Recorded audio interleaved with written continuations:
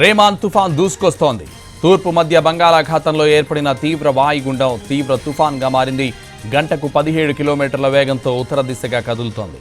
ఇవాళ అర్ధరాత్రి రేమాల్ తీరం దాటే ఛాన్స్ ఉంది. తుఫాన్కు తోడు ఉపరితల ఆవర్తనం కొనసాగుతుండటంతో తెలుగు రాష్ట్రాల్లో 2 రోజుల పాటు వర్షాలు పడే ఛాన్స్ ఉంది.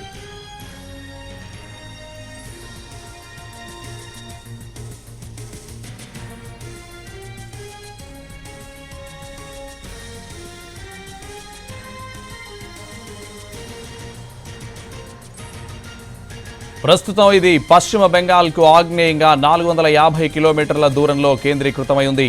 తీవ్ర వాయుగుండం కాస్త తీవ్ర తుఫాన్గా మారింది. ఇవాళ అర్ధరాత్రి సమయంలో సాగర్ ద్వీపం ఖేపుపరా వద్ద తీరం దాటుతుందని వాతావరణ శాఖ స్పష్టం చేసింది. అటు సముద్ర తీరంలో హై అలర్ట్ను ప్రకటించారు అధికారులు. అటు రాజస్థాన్ నుంచి విదర్భ తెలంగాణ మీదుగా బంగాళాఖాతం వరకు విస్తరించింది ఉపరితల ద్రోణి. ఏపీ, తెలంగాణ, మహారాష్ట్ర సహా వేర్వేరు ప్రాంతాల్లో విస్తారంగా వర్షాలు కురుస్తున్నాయి.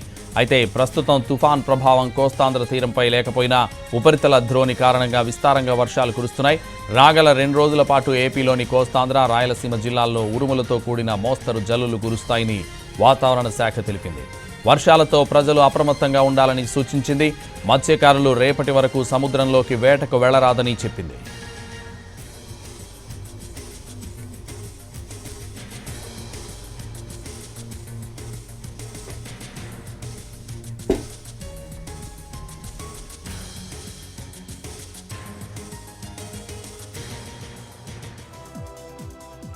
అటు రాజస్థాన్ నుంచి విదర్భ తెలంగాణ మీదుగా బంగాళాఖాతం వరకు విస్తరించింది ఉపరితల ద్రోణి. ఏపీ, తెలంగాణ, మహారాష్ట్ర సహా వేర్వేరు ప్రాంతాల్లో విస్తారంగా వర్షాలు కురుస్తున్నాయి.